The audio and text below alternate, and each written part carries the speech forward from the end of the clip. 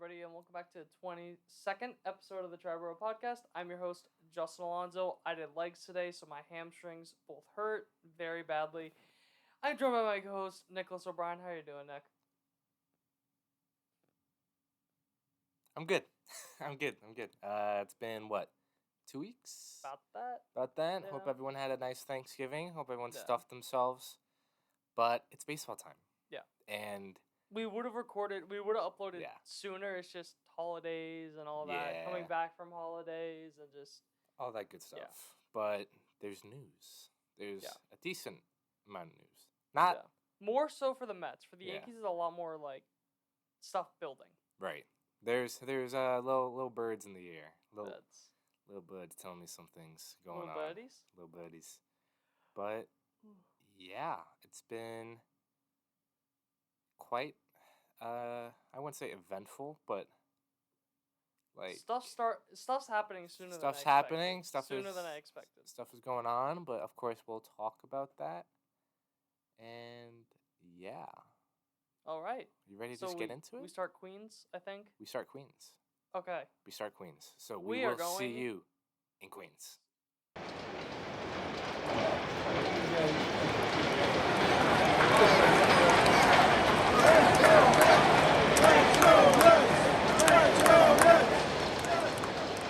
Now entering Queens.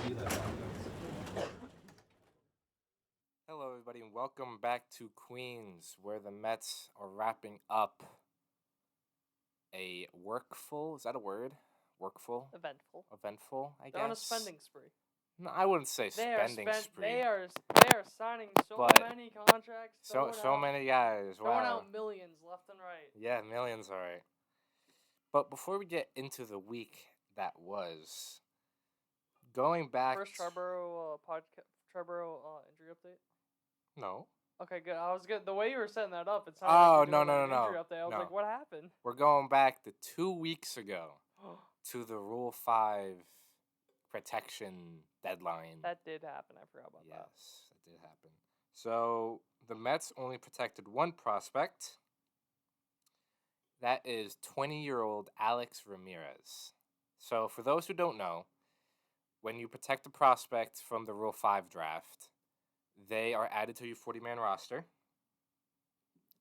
and they cannot be taken in the Rule 5 draft. If you don't protect the prospect, so in this case, if the Mets did not protect Alex Ramirez, he could be taken in the Rule 5 draft, but he would have to remain on the 26-man roster of that team for the remainder of the season. Yes. So my thing is, why are you protecting a 20-year-old after a down year when there's probably other names you could have protected? Look, they have the 40-man spots to do something like this. I just don't see the need to when, again, he had a down year. He's 20 years old, and I don't think any team is going to take him in the draft and keep him on a 26-man roster for the entire season. Mm-hmm. I just don't see that happening. So some names Can I say something? From what I'm seeing, like, because I'm just looking at baseball or MLB Pipeline, just like with their podcast, they say like their projection is him to be in the majors this year. Alex Ramirez. Alex Ramirez, 20 years old. It says MLB. No way. There's no MLB way. 2024. Yeah. I doubt that. So that could be part of the that maybe I that guess. Like a lot of teams saw him as ready, and like you have a 20-year-old that's ready for baseball at that age, like. Yeah, but he's not even in AAA. Like, yeah, I don't understand what. I've never heard him. I'm just reading what. You're just the messenger. Yeah. But again, it doesn't make much sense when you have guys like Jeremiah Jackson, who came over from the Dominic Leone trade, who I feel could make an impact sometime later this year as a utility role, who can provide some pop off the bench. And Justin Jarvis, who's another pitcher. He's in high A. Alex Ramirez. Yeah. Yeah, that's what I'm saying. Like, what do you mean he's 20? Crazy. Like, he's gonna be in there at 24. That's just, dude. That's crazy. And then you have Justin Jarvis, who came over from the Mark Hanna trade. Again, just a pitcher when you need arms. I think they're both projected to come up this year, but obviously these projections are fluky. Yeah. So I just think that they could have had, if they really wanted to protect somebody, I feel like they could have protected someone else. But I realistically don't think many, if any of these guys, would have been taken if they go unprotected. So what do I know? Yeah. Then moving on from that, the non-tender deadline, which was also 2 weeks ago. I'm pretty sure 2 weeks ago Friday. They coincided with. Yeah, they're like back to back. So the Mets have a few of them. Most notably, of course, Luis Guillorme and Daniel Vogelbach. But they also non-tendered Jeff Brigham, Trevor Gott, and Sam Coonrod. Jeff Brigham came over from the Marlins last year. Trevor Gott came mid-season from the Mariners. I'm surprised by Gott a little bit.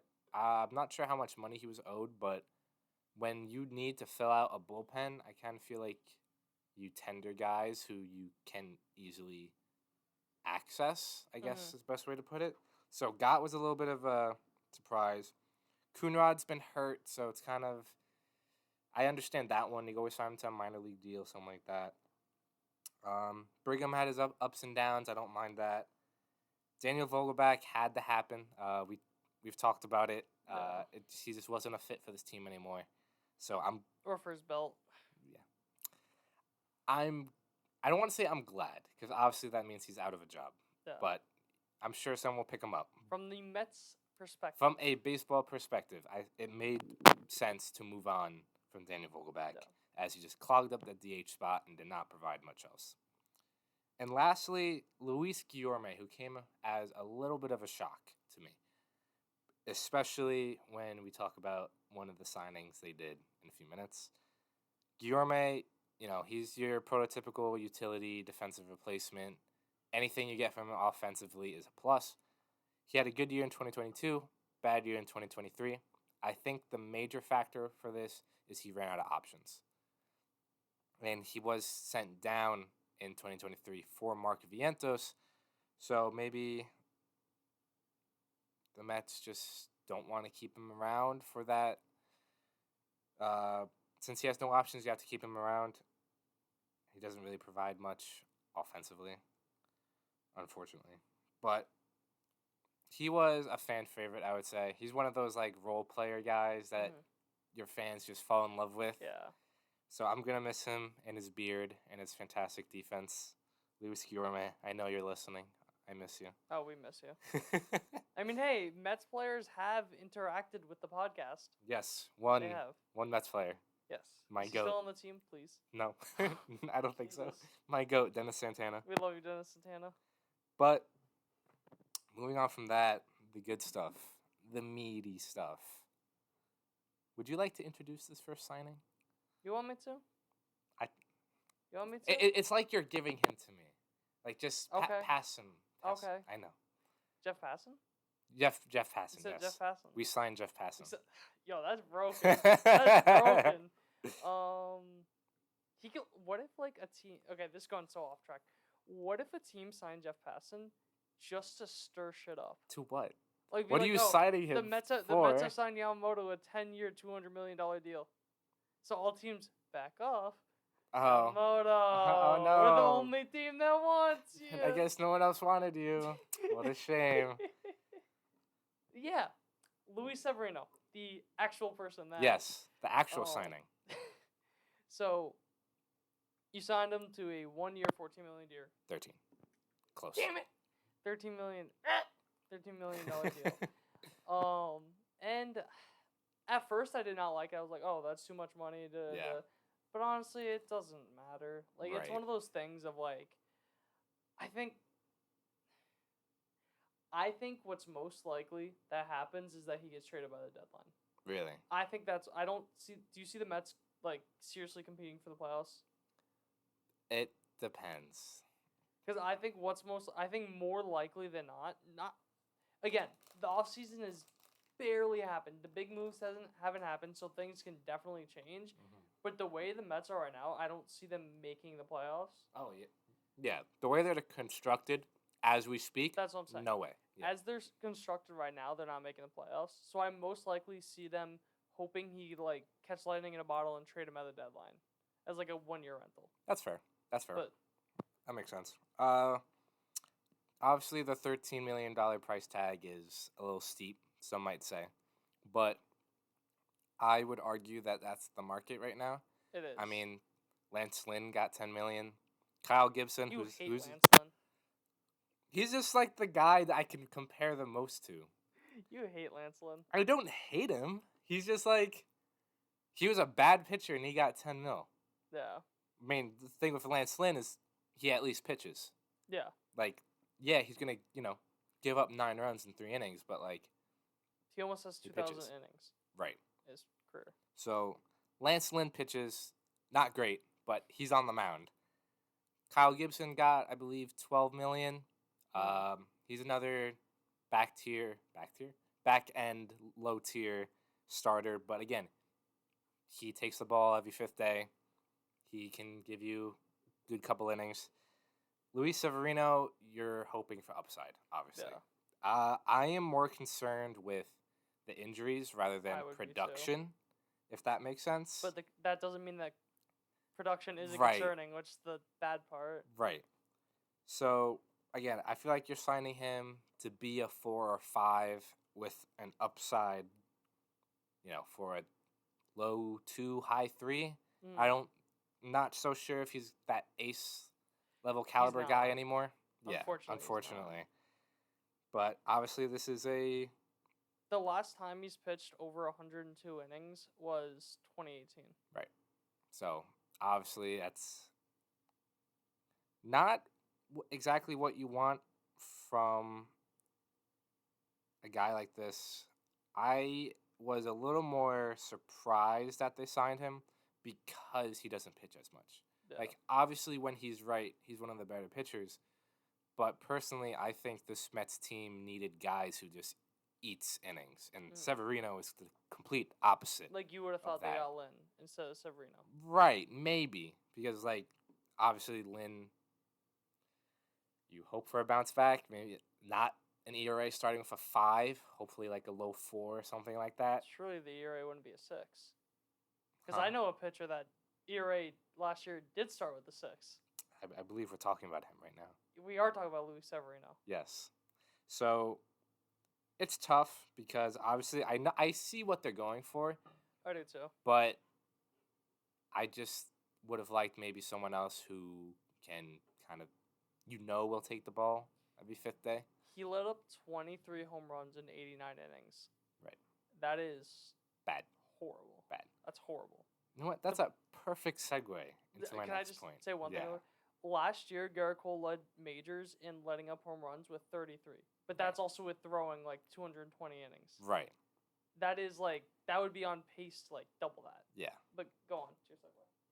His xFIP, which brings into account how many home runs you let up, essentially. Meaning, Severino, for all intents and purposes, had a 21% home run to fly ball ratio, meaning 21% of fly balls he gave up were a home run. His career average is 14.6%.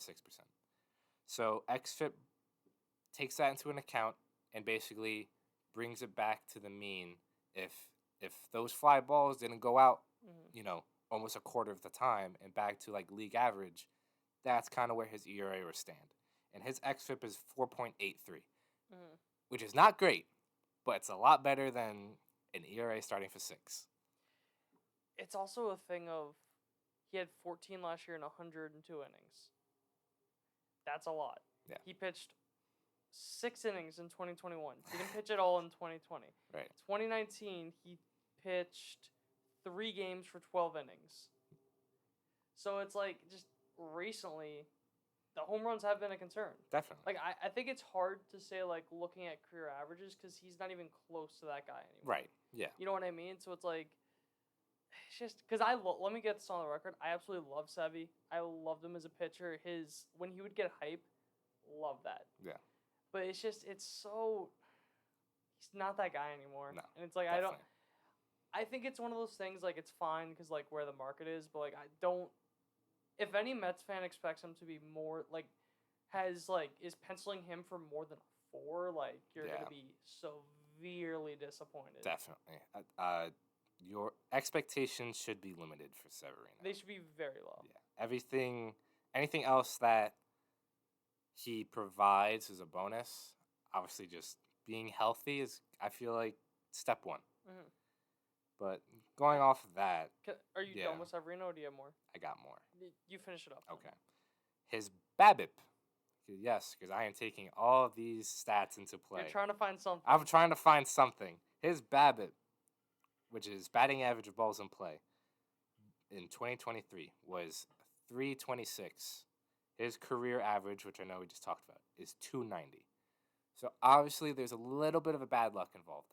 A little bit. Tiny bit.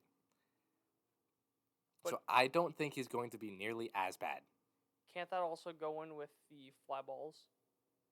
What do you mean? Like, that was so high because he let up so many home runs. Right. I think that's more... Because when you watched him last year, it was hard contact after hard. It wasn't like he was getting unlucky and like it was like hit or miss, like whatever. No, guys were teeing off him like over and over and over again. So I think he just doesn't have the same stuff. Definitely. And I could be wrong, but off the top of my head, I would say the Yankees have a better defensive infield. Debatable. Regardless. So, okay, let's say it's about even. Sure. Let's say that. So it's not like he's improving into like it's not like he's going from like one of the worst defensive infields to now one of the best. Right. So it's like... Yeah. Because I'm pretty sure everyone in the Yankees infield has won a Gold Glove at one point or another in their career. Right. So it's like... And then you also have a Platinum Glove in Rizzo. Obviously, he didn't play the entire time. Yeah. You had DJ, who's one of the most versatile defensively. It's not like there's reason to believe that the numbers are going to come down like by a good bit. Right. I just think this is the type of pitcher he is now. You think he's a 6 ERA pitcher? Not 6, but I don't think you can like look at the underlying numbers to say that has like a lot of positive regression incoming. Right. That's fair. I think low 5s, high 4s. And honestly, if he's healthy, I think you take that, which is not great. I'll be shocked if he throws more than 100 innings. Yeah. Not shocked, I'll be surprised. Yeah. But Severino, low risk, I would say, high reward. It's a 1-year deal. Yeah. If it doesn't work out, it doesn't work out. Money, especially on a team that's not contending, and especially with Steve Cohen, money doesn't matter on a 1-year deal. No, absolutely not. Are you done with Sevy? Because I am. I think that honestly, his best path to success, in my opinion, is as a reliever. Mm-hmm. I just think that like there were so many times and I know you can't compare earlier in the career, but earlier in the career he came up and he was almost like that weapon X out of the bullpen before he like solidified himself as a starter. Right. And he was great. If you can just focus on him throwing his fastball that he could throw 100+ miles an hour, I think that is where he will find the most success at this point in his career. Right. But maybe. That's probably for the price tag. That's probably obviously not what they're looking for, but you know. I'm saying more for the player. Yeah. Than anything. Yeah. If things go sideways, maybe. But may have more value in a trade. Maybe. Yeah. So we will see with that. But the next signing, which is not flashy by any means, none of these are. Joey Wendell. I mean, Severino, you can make an argument. I guess. At least Severino brings some decently high upside. He has been elite at one point. Right. Joey Wendell, on the other hand, he's been fine. You know, he's a role player. I don't know how I forgot this, or I guess I'm not shocked I forgot this. He was an all-star in 2021. Oh, I know. Yeah, so was with the Rays for a few years? 1, 2, 3, 4 years. He was with the Rays for 4 years. I did not know he started with Oakland. Neither did I. That's why, before, we started recording, I was like, what? Yeah. I saw that he was... I just had no clue about that, but go on. So, he 4 years in Tampa, which obviously, I'm pretty sure he was pretty good against the Yankees, if I remember correctly. Then he got traded to the Miami Marlins, where he had 2 down years in a row, and they were pretty down. The first year wasn't horrible. Yeah. 85 OPS plus, that's not the same guy, but that's not horrible, Right. especially considering he only played 100 games. Right. Then a 50 OPS plus. That's Right. That's a little tough. So, Joey Wendell was signed for a 1-year, $2 million deal. This is the guy I was talking about when I was talking about Luis Guillorme getting non-tendered. Because this is basically a Guillorme replacement. They're like the same person. They're a lefty, utility infielder that doesn't wear batting gloves. He was drafted by Cleveland. Really? Yeah. Interesting. I have like 5 pages open about him. But again, he was an all-star in 2021, so I feel like there's more upside there. So I think that's kind of the way they want it to go. Because with Guillorme, I kind of feel like you know what you're getting with him. With Wendell, at least you could maybe tap into something. I don't think you guys have the devil magic. Neither do I, which is why I'm not so sure about this. I thought he was a lot better. Overall? Yeah. As a late, just because I'm so used to him absolutely smacking around the Yankees. Yeah. I thought he was a lot better. Yeah. Like, he was a guy, like, I wanted, like, recently the Yankees to, like, trade for. Right. When it was, like, a trade deadline, stuff like that. But now, like, actually, that was before I actually looked at the numbers. Now that I'm looking at the numbers, no. But for $2 million, like we said earlier, 1-year deals, whatever. Money doesn't matter. My only thing is, they're basically the same player, Wendell and Guillorme. Guillorme was set to make 2.6 in arbitration. So at that point, yeah. What's the difference? Again, I think Wendell does provide some more upside. And I think it's the thing that I was saying with Severino. Let's say you guys aren't in playoff contention. Yeah. I think that he would have more trade value than Guillorme. Probably. But it's just kind of like, okay, I guess. Like, thanks for stopping by. It's it was weird. Yeah, I definitely agree. Like, I remember when you told me that they got him, you were like, okay. Yeah, that's what I'm saying. Like, when it's just kind of like, all right. Okay. Cool. Bench guy. Anyways. He's a bench utility guy, and that's, like, cool. Got it. Thanks. Like, yeah. Okay. We got our 7th infielder. Right. So, whatever. Yeah. The Mets have a lot of 40-man spots to fill. I'm not sure where they stand now, but after the non-tender deadline, they were like at 28. So there's like 12 spots there. And, you have Severino, Wendell, and the Mets made a flurry of waiver wire moves and minor league signings and split contract signings. I want to say a majority of it was pitchers, bullpen guys, which makes sense. They got Cooper Hummel off of waivers from Seattle, and I think it was Tyler Heineman. A catcher from the Blue Jays claimed off of waivers as well. So again, I hope he doesn't make an error because his Heine's gonna get smacked. I think it's Heineman. Heine? I think it's Heineman. I'm calling him Heine. Okay. I'm a child. Yes. So they're doing the due diligence in filling out their 40-man spots. So you can't be mad. You have spots to fill. The big moves will come. Hopefully. And it's also like something to note too. Just because you sign these guys doesn't mean they're going to be on the team. Right. You could just sign these guys as placeholders. Oh, say you actually get the guy you're going after. Okay. Bye-bye. See ya. Especially those minor league contracts. Yeah, like that's just something to keep in mind, that just because the Mets are signing so many guys doesn't mean they're like, all right, packing it in. See ya 2026. Like, these are the moves. Yeah. This is it. Kyle Crick is your closer. Like, no. But there'll be crickets after all the home runs he gives up. Yeah, exactly. But, nothing flashy this week. A lot of fill in the blanks. Severino obviously highlights it all because of the name, and obviously he just crosses the street and he's there. So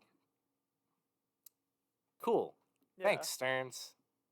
Thanks for the news this week, at least. To at least keep me entertained. Confused. Entertained and confused and other things. But that's all I got for signings. Now let's get into the good stuff, the better stuff, the rumors. That changes every second. I'm going to check my phone to make sure that there's not a new one. Yeah, exactly. So first and foremost, The Patriots elevated QB Malik Cunningham to their active roster for Sunday's game versus the Chargers. cool. How does this affect the Mets? Rumors. Rumors. No. Mets rumors. Baseball rumors. Not NFL rumors. But apparently, which this makes sense, that I don't want to say out, but the Mets are not really looking at Shohei Ohtani. Mhm. They are looking elsewhere. Elsewhere being Mr. Yamamoto. Sorry if my mic just spazzed.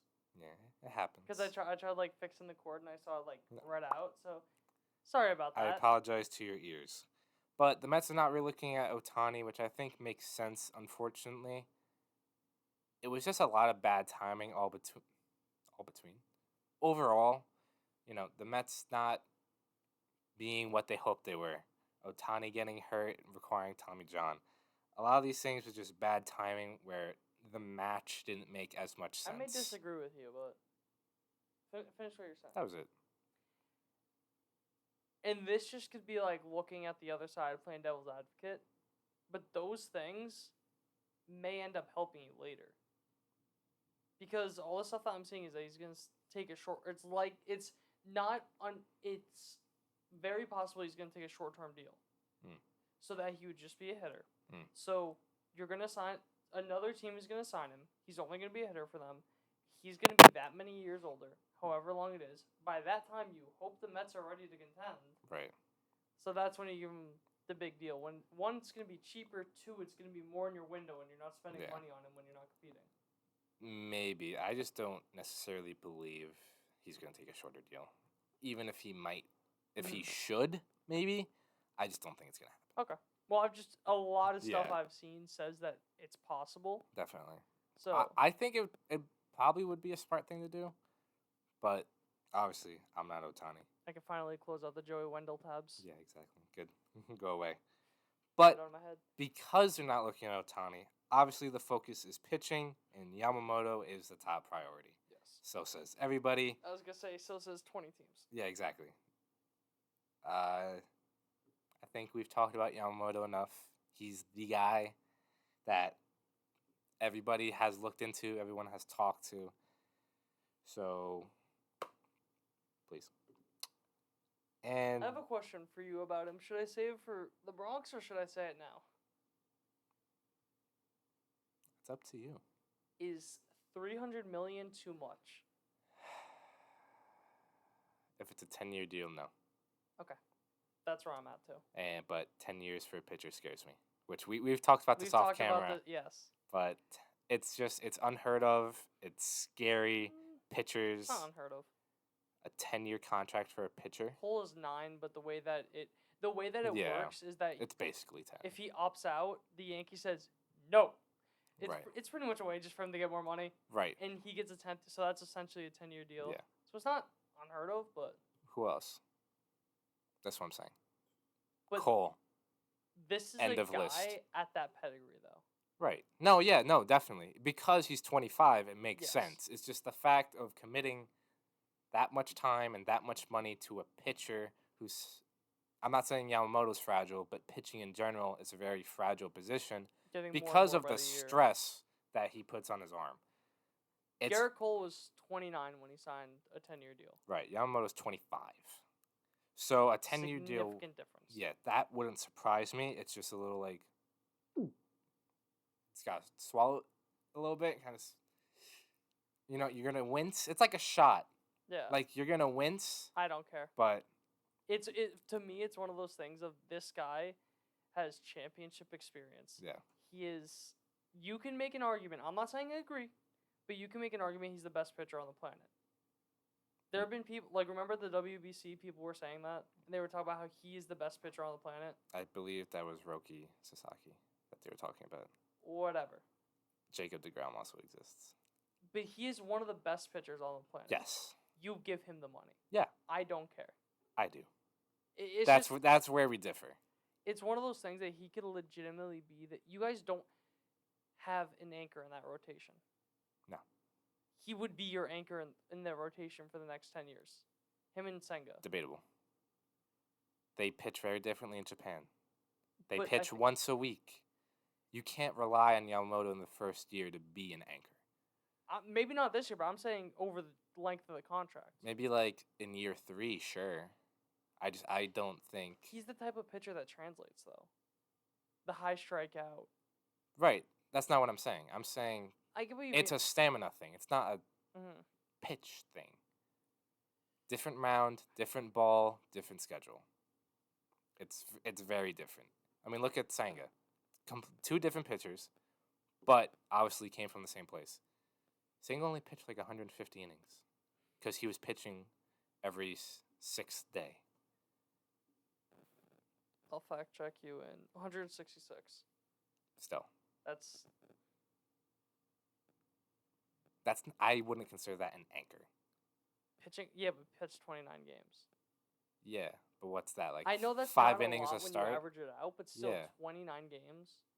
Yeah, but when I think anchor, I think 32 starts a year, nearing 200 innings. For your first year, though, 29 when you're dealing with all that stuff, I'd say Right. that's... Yeah, that's not what I'm saying. All I'm saying is Yamamoto cannot be an anchor anytime soon because of the translation from Japan to MLB. Well, you also have to realize it's 5.7, so 5 2/3. Right. It's actually a little bit above that, so it's almost rounded up to 6. Right. For Senga. Right. But that also came with some growing pains in the beginning of the season where he barely got through 5. Mm-hmm. But he's also older than... Hear me out when I say this. Yeah. He is older, Yeah. so he's not going to have as much stamina as Yamamoto. Sure. Yamamoto's younger, so he's going to have more stamina. His body's going to recover quicker. Right. So I think that there's going to be a shorter learning curve when it comes to him. And coming out of it, I'd say that he's a better pitcher than Senga. Yeah. Because Senga only got $75 million. Yamamoto's, people are saying he's probably going to get 300 plus. Right. So I don't like Senga, incredible pitcher coming out of Japan, but I don't think they're the same caliber. No, definitely not. So. And age definitely has a factor into that. But enough about Yamamoto because we can go on and on about him. Someone else that the Mets have checked on is another former Yankee, Jordan Montgomery, and he is apparently more likely of a target than a Blake Snell or Eduardo Rodriguez. Blake Snell, thank God, want nothing to do with him. I don't either. Nothing to do with him. He's a very talented pitcher. Snell? Yes, but he just is way too inconsistent, and I just do not want a long-term contract. Doesn't make sense that he has 2 He has more Cy Youngs than Garrett Cole. Yeah, that makes no sense. No. And Eduardo Rodriguez, I feel like him and Jordan Montgomery are toss-up. I think Montgomery just has the better track record, obviously now with the postseason. Again, my only issue with Montgomery is he had such a good postseason that he's going to get a lot more money than I would be willing to pay. But I like him as a pitcher. I think he would be a good add to the rotation. It's just all about the contract, which I'm not sure where they're pegging him to be. But again, I think he's a good 2, really good 3. I just feel like he might be getting paid like ace level stuff, which I just don't think is necessary. Who do you like out of the 2 more? Between Montgomery and Rodriguez. Overall, I'd probably rather Rodriguez just because of contract. Money? Yeah. Okay. And this could be biased. I think Montgomery is a lot better than Eduardo Rodriguez. And it's also a thing of he is a lefty. And for the crafty lefty types, it does take them longer to get to find their pitching style. Mm-hmm. So it could just be a thing of he found his pitching style. Right. Because oh my God, I hate how he's been on so many different teams. So it's so funky on Baseball Reference with his years. So hang with me for a little bit. 2021, he had a 3.8 ERA. 2022, in total, he had a 3.48 ERA. 2023, in total, he had a 3.2. Right. So he's going to get a 3.5, which I would say is a good 2, really good 3. He's going to get paid like a guy who's going to consistently have a low 3, high 2. What's your max on him? including years. How old is he? He's 30 a month away from 31. So 31. let's say 31 when the season Yeah. starts. I would say like 5 years max at like 22. Eduardo Rodriguez is about the same age. But where you? Yeah, I would say like That's crazy. 5 years around like the 22 range. Okay. I think he's just gonna get like 6, 7 So what is around that? like high 20s, like 28, What is that? 110. something like that. Yeah. Right. Yeah, 5 years at 22. Yeah, that's 110. I think that's fair for Jordan Montgomery. I just think he's gonna get more. Mm-hmm. And I could be wrong, but I think he's more durable than Rodriguez. Definitely, I think Rodriguez comes with more Risk. Yeah, but they profile very similar. Yeah. They're both lefties. I think they have similar pitch. What's it called? Repertoire. Yes, and their numbers are similar, as in like strikeout rates, walk rates, stuff like that. I believe they're pretty comparable. So when you take all of those things into account, I just think Rodriguez is going to come cheaper. Therefore, I would rather Rodriguez. But again, I would not mind. I would not mind Montgomery. I would not mind Montgomery. It's just the contract that bothers me. Got it. Okay. And obviously, he's shown that he can pitch in New York and in the postseason. So that's a plus. Not if you ask the Yankees. Yes. Apparently, to the Yankees, he wouldn't even make the roster. So. And then another lefty, the last lefty we'll talk about, that the Mets have apparently checked in on, that we haven't talked about, I don't think, at all, which is a shock. Shoto Imanga. Imanga? We talked about it off camera, but yeah, on I don't think we talked on air, or whatever you want to call this. He's another left-handed pitcher from Japan. He is currently posted. Just give me Team Japan at this point. Yeah, seriously. Sign Yamamoto. They won the WBC. Sign Yamamoto. Sign a manga. You have Senga. Senga can teach him. I have a similar narrative. Six-man rotation. Boom. Let it play out. Wasn't he a reliever? No. He's a starter. Who am I thinking of? There's another Japanese pitcher who is a reliever. Who's a lefty? I don't know. I think he's a righty. Nah, the reliever's a lefty. Then I have no idea. What's his name? This guy? Yes. Shoto? Oh, Shota. Okay. Imanga. Imanga. Got that spell. Okay. I'm pretty sure this guy's a closer. This I could be so wrong. This guy's a starter. Where's innings? Okay, I'm wrong. Yes, I know. I was thinking of someone else. You just don't trust me. It's fine. I get it. Yeah. Whatever. Ooh. I'm just lying straight to your face. Yeah. Ooh? What's ooh? Go on. I didn't have time to look up his numbers, so that's all I got. So what's oohing you? You want me to? I'll tell you his numbers from this year. I think I had like a 2.8, if I'm not wrong. You are incorrect. Oh, sad face. Higher or lower? Higher. 266. Oh, even better. But one thing that I just want to look at both of these, just so that I can. Okay. One thing that may be a little concerning to some people, for me, it's not that big of a concern. Him and Yamamoto are both 5'10". Oh, whatever. I didn't know if you had an opinion on it. No. So being a shorter guy myself, could not care less. Yeah. If you have the track record, then you have the track record. I mean, I don't like him, but look at Stroman. Yeah. He's what? I think he's 5'10" as well, maybe shorter. And I'll say like 5'9". Something like that, yeah. Sonny Gray short. Right, and they've been good pitchers. Sonny Gray just got paid by the Cardinals. Yeah. So that doesn't bother me. But I know some people do have an issue with it. Just interesting to note, because I was looking at his page, I saw 5'10". Yes, but whatever. You guys are just haters. Goddamn right. If you're under 6 foot, like, what are you doing? Wear heels. Anyways, moving on. Moving on. Going away from free agency, more looking at trades. I am starting to believe and think and understand why do not expect big trades from the Mets this offseason. I think that's pretty safe to say.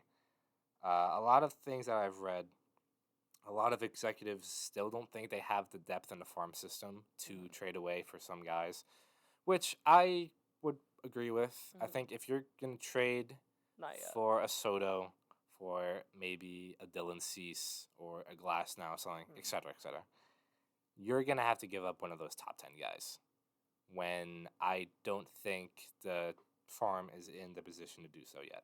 So I would think from a trade standpoint, you're not going to see big trades, but, maybe some... If Soto had more years, completely different story. Yeah, definitely. But with him only having 1 year and essentially guaranteed he's not going to resign, that it makes no sense. I don't think it's worth it. No. No sense for the Mets trade for him. No. So I know some people might find that disappointing, but I think that's pretty understandable. And obviously, Cohen has preached sustainability, and you need a farm system to stay sustainable. You do.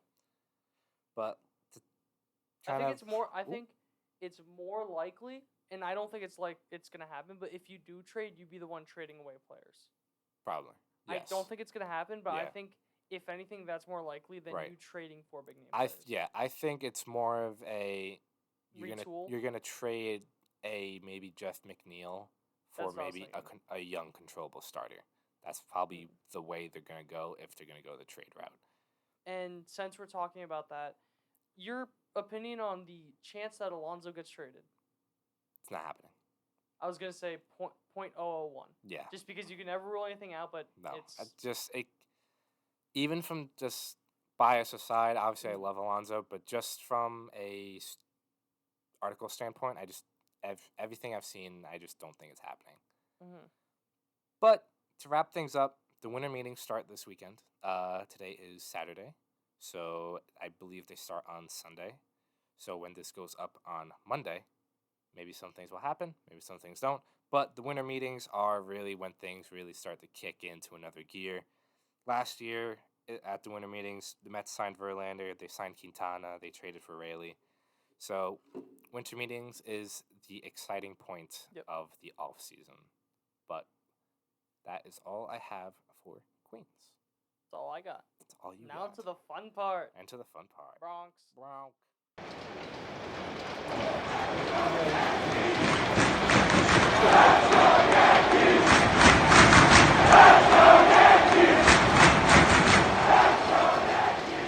Now entering the Bronx.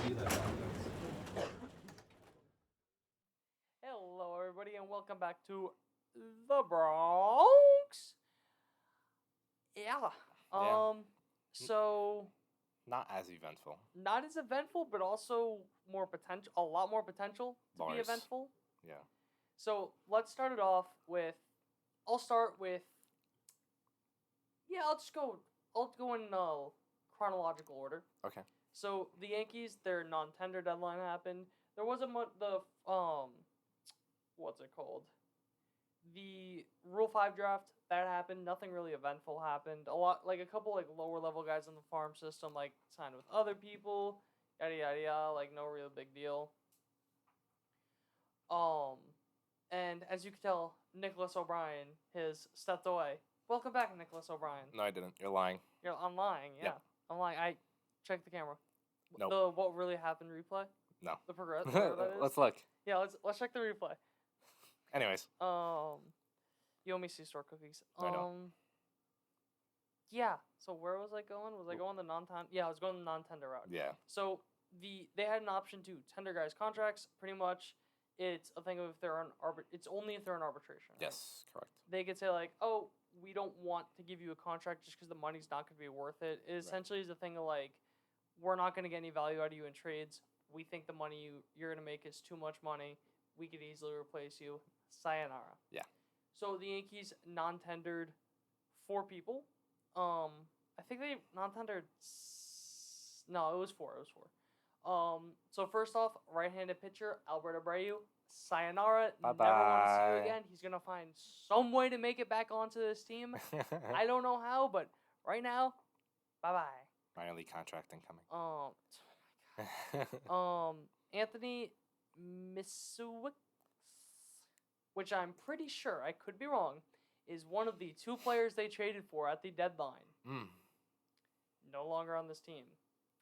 Good job, Cashman. Lou Trevino, also non-tendered. Good job, Who Cashman. was a part of the Frankie Montas trade, who also barely pitched for this team. Good job, Cashman. And Jake Bauers. Jake Bauers, he was good for what he was. He got put in an unfair situation. That's fair. Where they were hitting him in the 3-hole, having him as an everyday player when that's just not the type of player he was. Definitely. Like, a lot of people love to, like, hate on Bauers. That's just not who he is. Right. It's the Yankees' fault for building such a poorly constructed roster. Amen. That he's put in a situation where he's not going to succeed. Mm-hmm. And I think that's such a big fallacy of sports, that if a guy's not a superstar and they suck, that, I'm getting a phone call. All right. Sorry for that little interruption. Spark notes. Jake Bauers, he got put in an unfair situation. Not really his fault. Yeah. Not gonna blame him. I wish him the best wherever he ends up going. Yep. So that's really it. Like, for the long time ago, like the last 2 weeks ago. Yeah. Catching that up. Yankees signed a new bench coach, Brad Osmus, I think that's how you pronounce his name. Sure. He was a bench coach with the Oakland Athletics last year. I know he had some experience with front office, and he was going to take a job with another front office, but the Yankees offered him a job, so he took the job instead. Just something interesting that I didn't know about this, but he got drafted by the Yankees. Oh, that's pretty in cool. 1987, had an 18-year career. Oh, wow. Yeah. Nice. Something interesting. For Been bench around, coach, right? knows.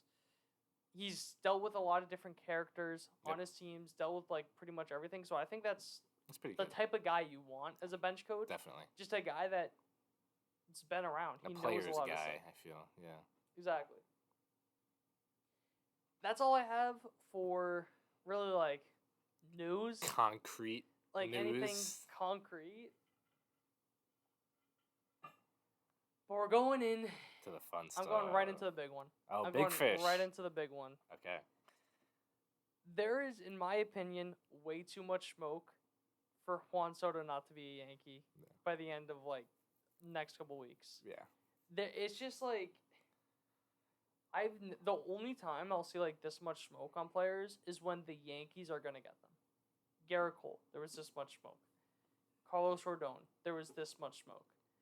Just guys like that, when there's, like, just so much that it's just the phase they're in of trade talks. Let me recap everything that happened. Yeah, I think that's a good idea. Days. That's a good idea.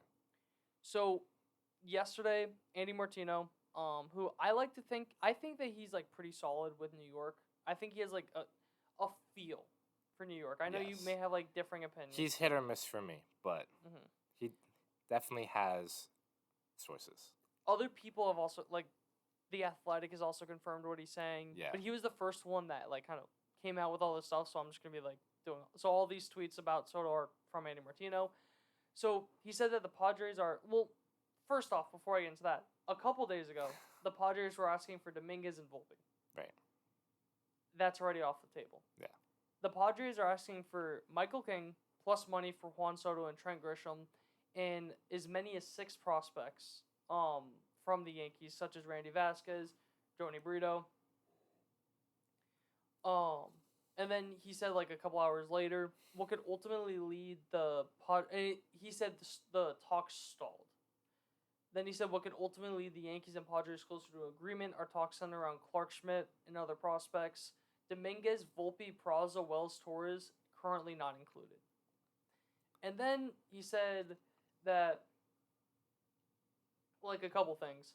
So, he said, yes, Soto is special, but a lot of industry folks wouldn't give up King for 1 year of him if they think they get a deal done from another club. This is a quote from an executive, just like an unnamed executive. If they think they could get a deal done from another club, like the one they're asking for from the Yankees, they should do it right now. Then another executive said, holy crapola, that's too much. Which is something that, like, I don't want to give up Michael King for Soto, but if it's get Juan Soto, but you have to give up Michael King, so be it. okay. Yeah. I would much rather give up Clark Schmidt just because I think that's Michael King's upside is higher than Clark Schmidt, just because his stuff is a lot better overall. He's been a starter before, Right. and he showed a lot like the last couple of months. Yeah. I would much rather give up Schmidt than Michael King, but if you have to give up King, so be it. Yeah. I'll let you talk. So, I believe that I am more conservative when it comes to trades. I think that's just kind of where my mind goes, but I don't think that, what was it? It was Michael King and 6 other prospects. Joni Burrito and Randy Vasquez were 2 of the names mentioned. Correct me if I'm wrong, but that sounds like a bunch of nothing to me. If I'm the Padres, no way in hell am I accepting an offer like that. There probably had to be like a Thorpe involved. Right. And like, I think Thorpe has to be involved in this trade. I think he's the centerpiece. I think he would be the centerpiece in any potential deal. I think it's Thorpe, King/Schmidt, and then Take Schmidt, he's better. Right.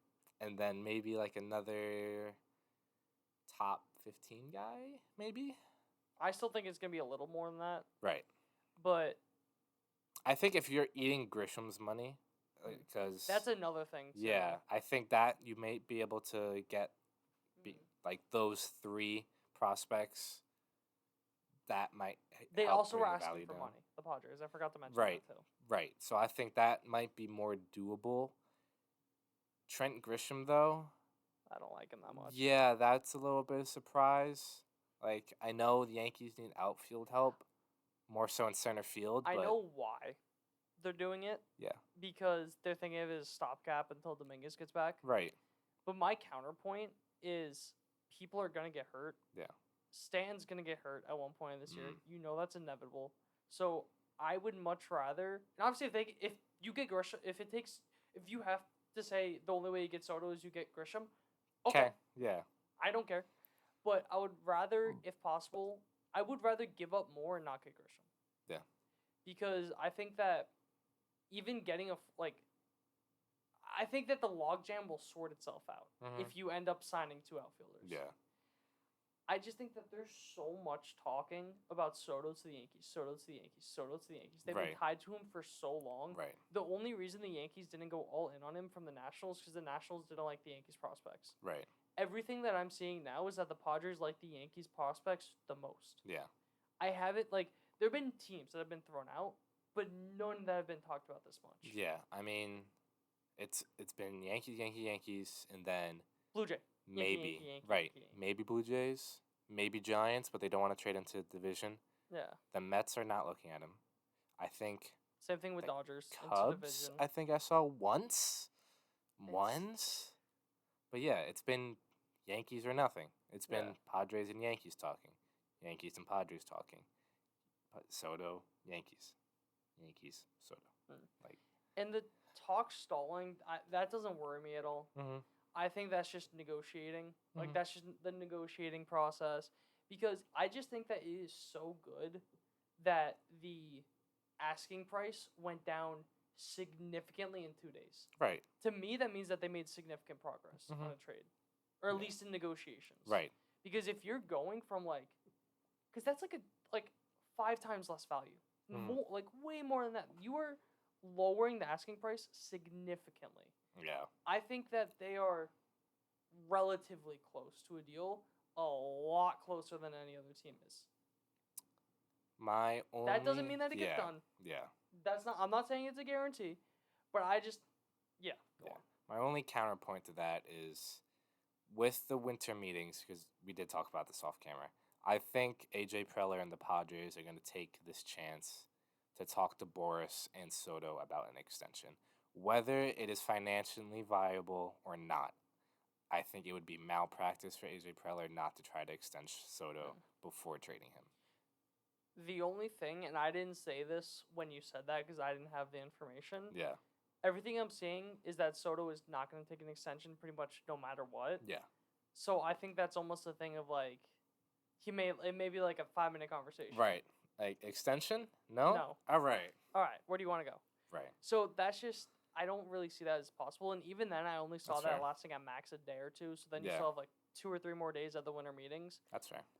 I definitely see something, because every time they don't make the playoffs, they've made these huge moves. They made these aggressive moves and all that. Everyone talks about like the CC, the Pettit, offseason, all that. No one talks about the offseason where, granted, some of these moves didn't work out. You had Ellsbury, Carlos Beltran, James McCann, so many guys that were like those top tier guys, Tanaka, that they are going. I believe that they have at least 2 big moves that they're gonna make, I think that's fair. and I think that I don't see a way, a world in which Soto's not one of them. Yeah. At this point, I'd be shocked if he goes anywhere else, Yeah, which is annoying. But hey, I love it. out of the National League, I guess, which doesn't really matter anymore. But Yeah. regardless, Do you have anything else on Soto? no, it's a waiting game at this point. You know, it's depends who you talk to, when you talk to him. These things are very fluid. So what was reported last night can be completely different than today. Yes. And But- keep in mind, we are recording this at 5:23 on Saturday. Right. So if we miss anything on Sunday, I'm going to be very mad. No. Yes. But I think, again, these things are very fluid, but I do think the winter meetings are going to give some clarity Mm-hmm. at the very least. If not a deal, at least a clarity on what's going on. I agree. That's all I got. I was just going to add like a little bit more. I was just going to get your thoughts. This is a 1-year rental. Yes. He's not going to sign an extension. Yes. But that does not mean that he is not going to be signed long term. Right. It could be a thing of, I think this is almost a good thing. Mhm. In a sense, this is almost a good thing because you can see how he plays in New York. That's always been one of the big things, that you don't know how they're going to be in New York. It's recording, right? Yes. Thank God. I saw you I was looking just at the looking. computer. I was like, please. No, but you don't know how he's going to be in New York. Yeah. This gives you an excuse because he's not going to cost that much for a generational player that is Mhm. 25 years old. Remember, he's 25 years old. Yes. Because that'll get me to another point. Uh-huh. But it just doesn't make sense. Yeah. To not get him. There's way too much smoke. Yeah. He's a lefty. He's an outfielder. He is quite literally like one of the best. If the Yankees get him, they have the 2 best outfielders in baseball, and it's not close. When you include hitting, who would you say is better than Soto? Acuna. Betts. Maybe. Betts is infielder now, though.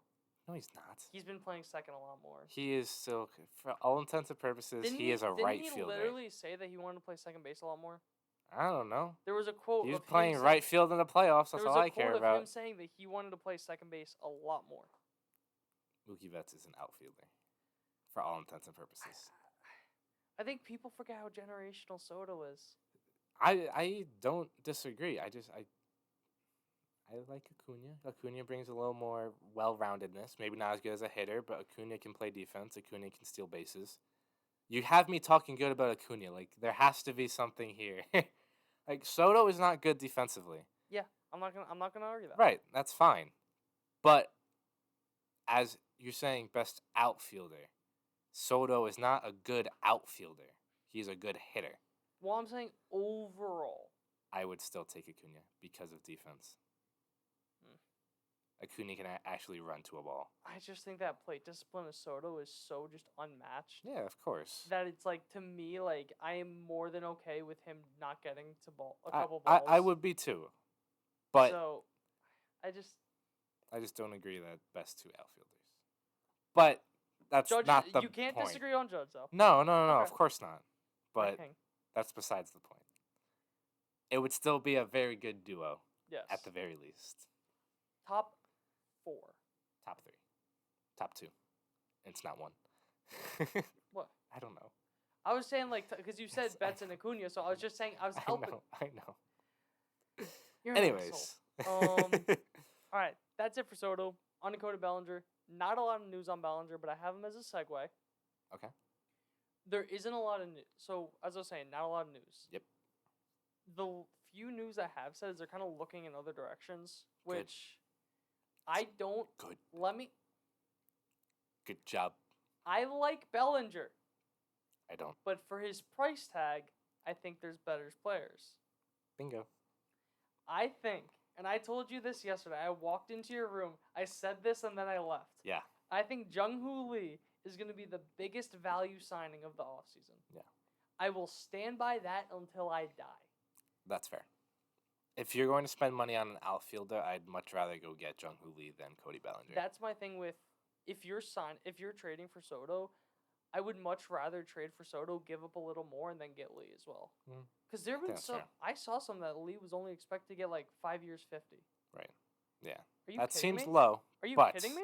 Yeah. Okay, there's a posting fee of 10-15 million. Still. Okay. Yeah. I mean, how much did Yoshida get? He got a lot more than that. Yeah. I think all said and done with posting fees, it was about like 95, 100 mil. Right.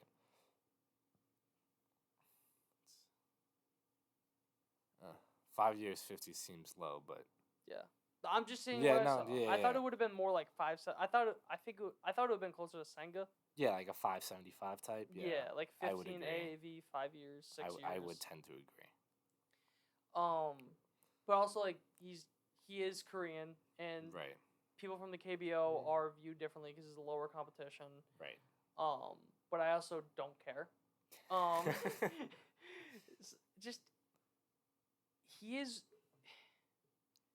he would be one of the best contact hitters in baseball. If contact is, like I was saying with strikeouts, how strikeouts translate from overseas, contact translates overseas. That just pure bat to ball skills. He would cost about a fourth of what Bellinger would do. Play center field. I could be wrong. I'm pretty sure he's won Gold Gloves in his career. 25 years old. That's going to be a trend with the people that I'm saying to get. Mm-hmm. And just... He makes a lot more sense. It's such a completely different look. Yeah. Because you just slot him into leadoff. Mm-hmm. No questions about it. There you go. Leadoff. Then you have Judge second, Soto 3, and then what you want to do with the rest of the lineup is going to be interesting. Do whatever you want. But just, yeah, that's like... A lot more sense. Because that puts DJ in such a good run-producing situation when you have 3 guys that get on base, on base, on base, on base, Right. on base. Just... Yeah. A 1-2-3 like that would be great. Be incredible. And he isn't. It's not like he's a speed demon, but it's also not like he's slow as molasses. I think he only has had like 10 stolen bases the last couple of years.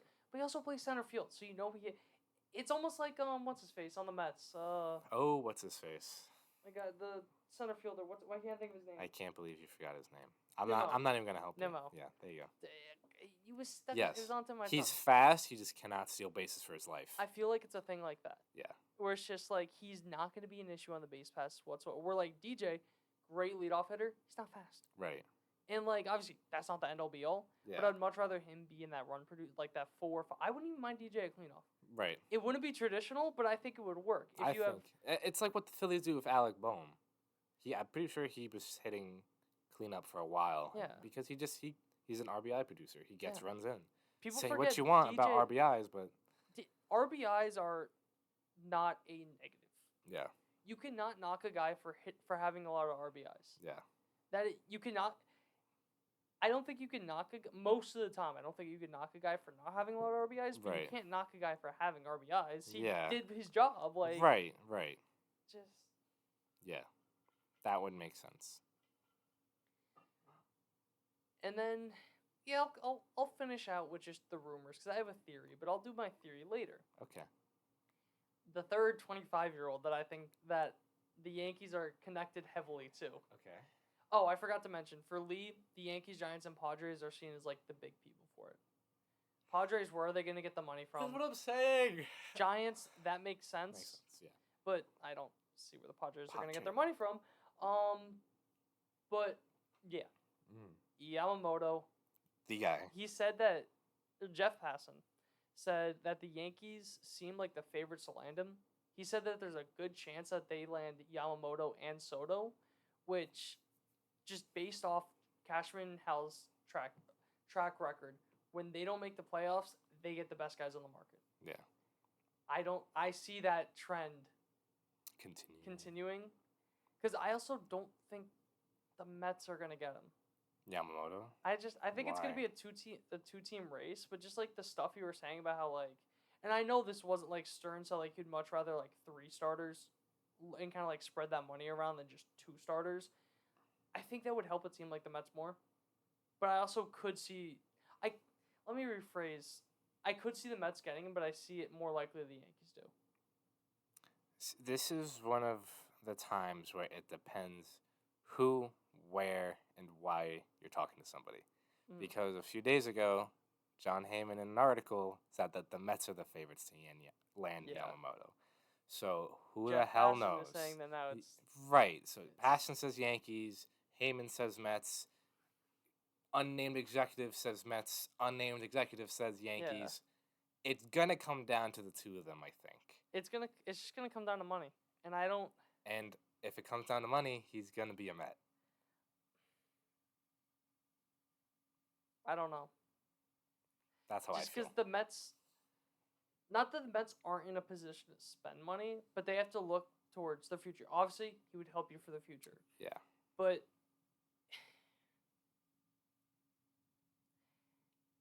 it's just a tough thing because we've never seen a full-on out bidding war between Stevie Cohen and Hal Steinbrenner. Yeah.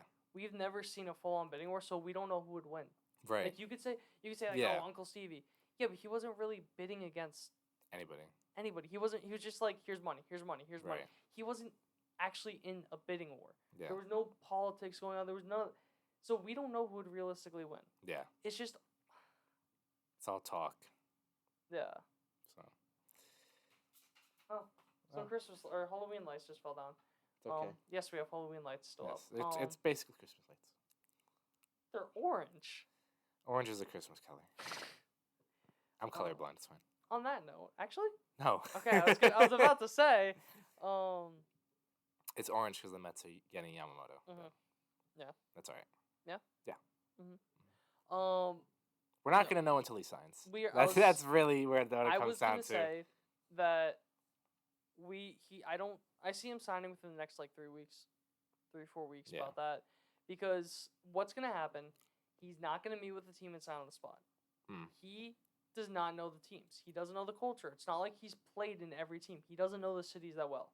He's gonna tour. He's gonna get wined and dined by all the different teams. Go on. He said he doesn't care about that. He's not doing that. He's not? No.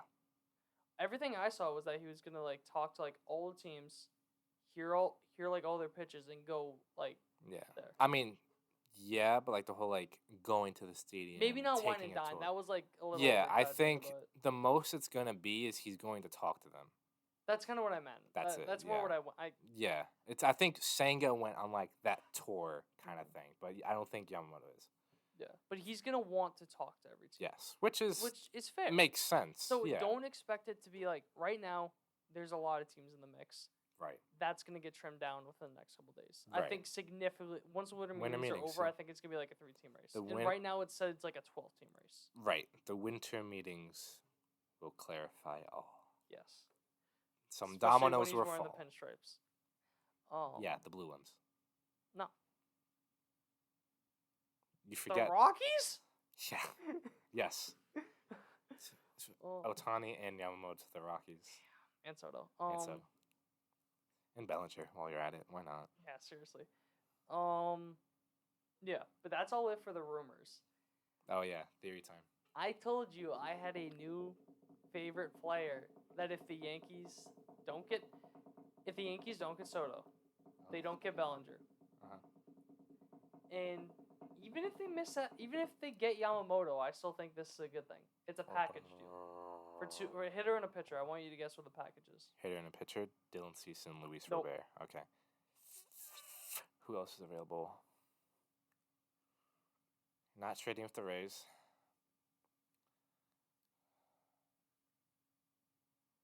Shane Bieber?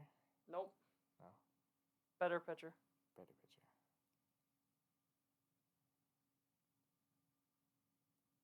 Corbin Burns. Yes. And an outfielder? On the Brewers. Obviously. Corbin Burns. You're overthinking this. And Yelich? Yes. You're just stealing my idea. You said that? Yes! Not the Burns thing, but Yelich. Well, that's what I no, but that's Yes. Go ahead. because this is a guy that I've loved for years. Mm-hmm. His numbers are a lot better than I thought. Who? Yelich. Yes, that's why I said it. But you called me crazy. I did? Well, not crazy, but like you're like on the fence about it. If I remember correctly. Anyways, I don't remember talking about this. we definitely did. Anyways, just all of the number. I think that he fits the Yankees so well. Because he's a lefty outfielder. He is a more expensive Jung Hoo Lee. Mm. That is the way that I see him. That's fair. He had where is this? Where are you? His 2023 Savant page is very red. And It is very good. It makes me happy. It is so much better than I thought. Yes, that's why. So much better. He still can't hit lefties. I will say that. I don't care. But That's why you have Judge. That's Yeah. why you have Stan. Doesn't matter. the ghost of Stan. Still, all the numbers are great. Yeah. I don't care if he doesn't hit a lot of home runs. He's gonna luck into a couple at Yankee Stadium. I just think it's also a thing of the Brewers are trying. They have to rebuild, or not. Well, I'm saying like maybe not have to, but they have to like shed salary, kind of like retool. Retool. I would say retool. Yelich isn't realistically a part of their future. Yeah. I mean, Corbin Burns. Yeah. You're either gonna give him a bag or you're gonna trade him. Yeah. I don't see them giving him a bag. Definitely. So I just think it's a thing of you can get so much value by trading those two, especially if you take on some of Yelich's money.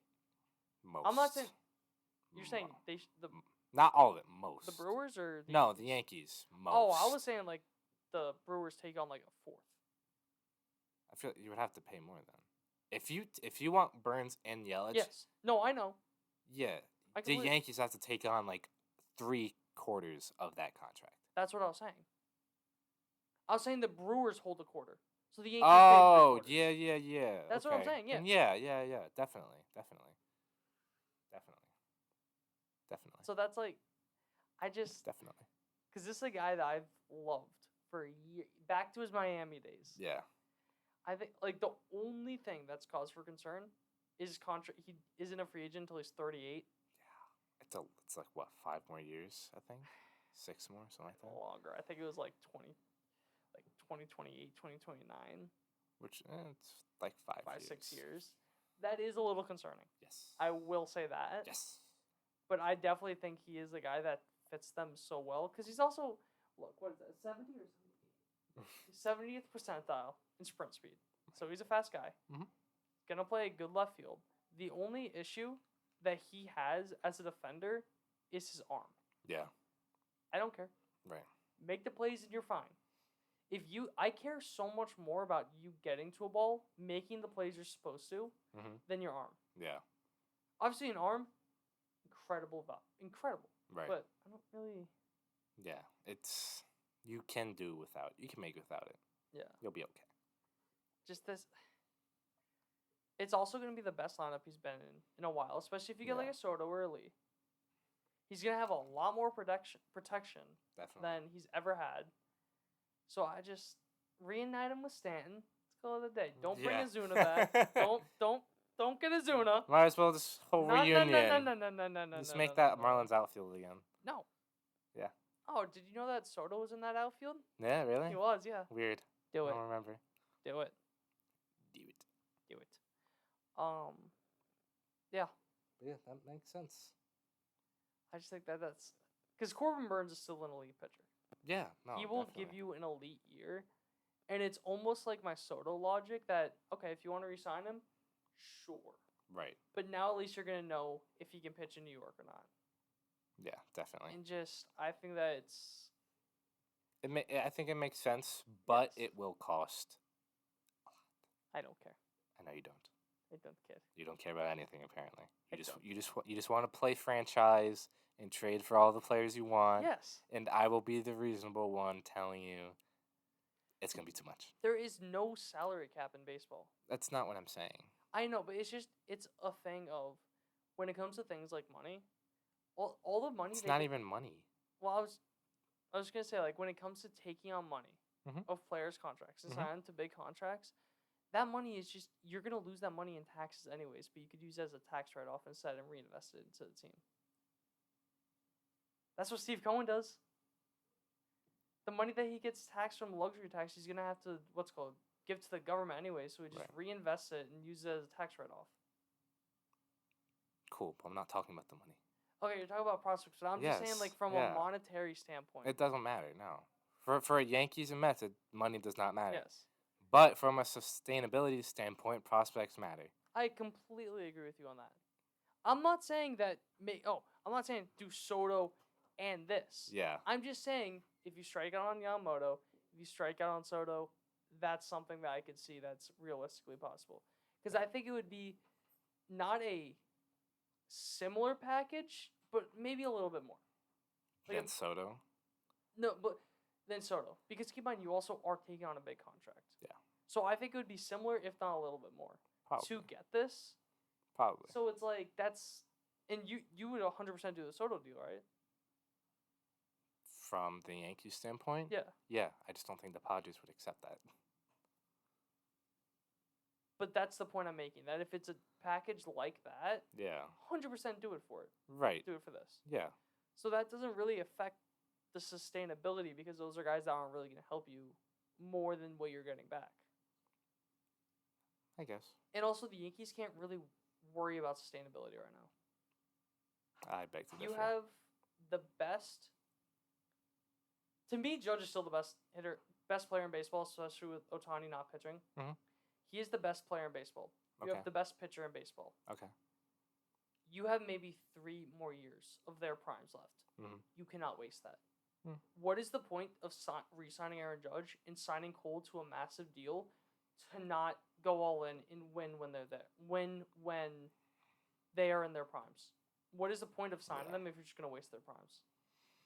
That's fair. I just it is a thin line that you need to tread carefully on between going all in and sustainability.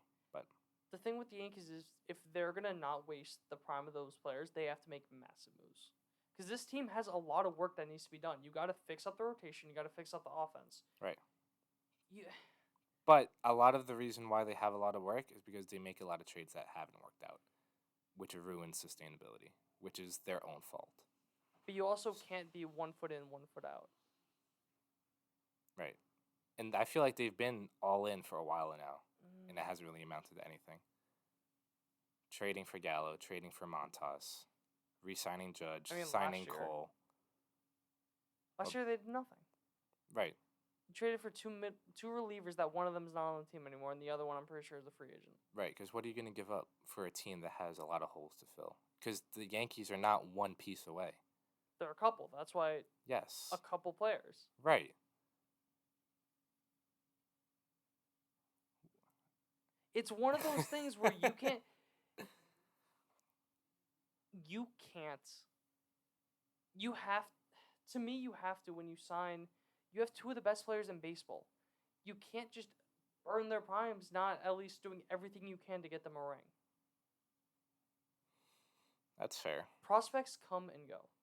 Of course. I get it. Don't trade away your top 10 prospects. I'm not saying that by any means. Mm-hmm. But Chance Adams was the minor league pitcher of the year a couple of years ago. Great. Where is he? Mm-hmm. Estevan Florial was seen as like this can't miss outfield prospect.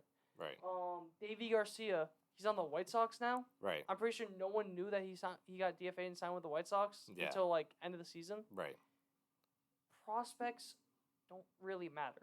And the ones that I legitimately think that are going to help you are already on the team. Maybe there's 1 or 2 other ones with the minors that are going to help you within this 2, 3, 4 year window. Mm-hmm.